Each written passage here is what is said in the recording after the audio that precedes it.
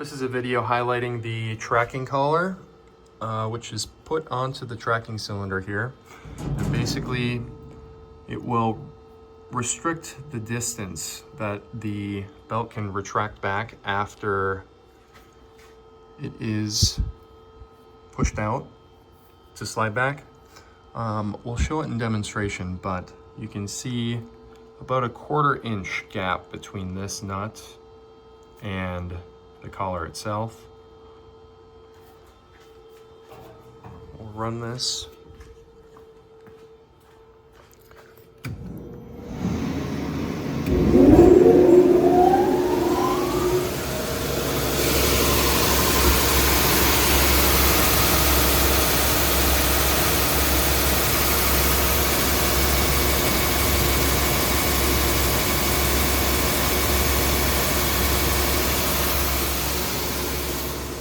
And basically, it's just going to restrict how far that swing of the tracking cylinder is.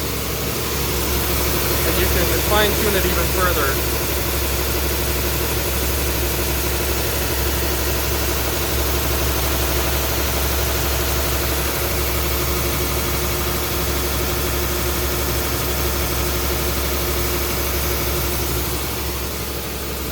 One thing I'd like to mention when working with the tracking cylinder, don't mess with the pressures on these too much.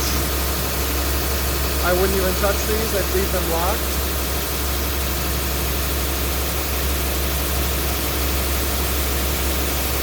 Keep that locking nut secure.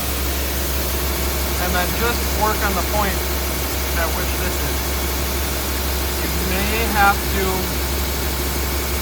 push this out or pull in slightly, but I would try just this setup before doing anything to adjust the default width of the tracking cylinder.